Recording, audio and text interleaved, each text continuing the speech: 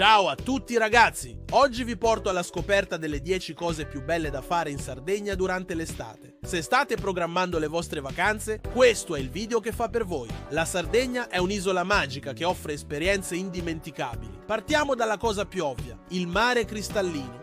Con le sue spiagge da sogno come la Pelosa di Stintino o Cala Golorizè, potrete immergervi in acque turchesi che non hanno nulla da invidiare ai Caraibi. Ma la Sardegna non è solo mare. Il secondo consiglio è dedicato al trekking. I sentieri del Supramonte o il Selvaggio Blu vi regaleranno panorami mozzafiato. Ricordatevi sempre di portare acqua a sufficienza e di seguire i percorsi segnalati.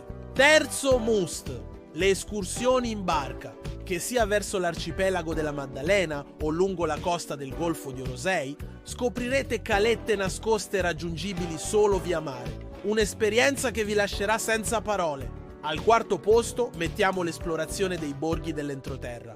Luoghi come Orgosolo, con i suoi murales, o Castelsardo, vi faranno fare un tuffo nella storia e nella cultura sarda più autentica.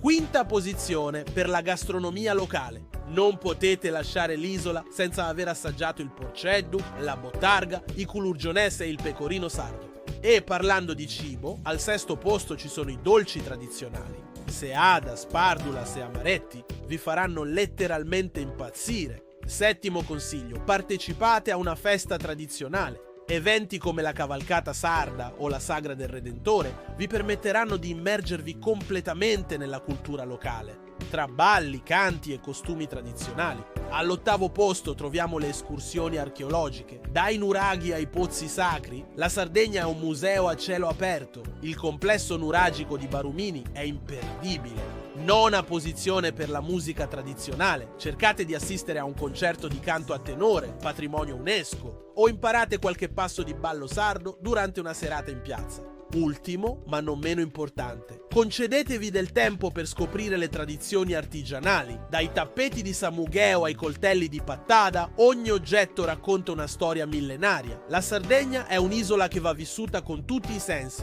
dove il divertimento si mescola alla cultura e alla tradizione. Un luogo dove le vacanze diventano esperienze indimenticabili, ricche di emozioni e scoperte continue. Se vi è piaciuto questo video, non dimenticate di mettere un like e di iscrivervi al canale. Nei commenti fatemi sapere quale di queste esperienze vi ha incuriosito di più o se avete altri suggerimenti da condividere. Ci vediamo al prossimo video.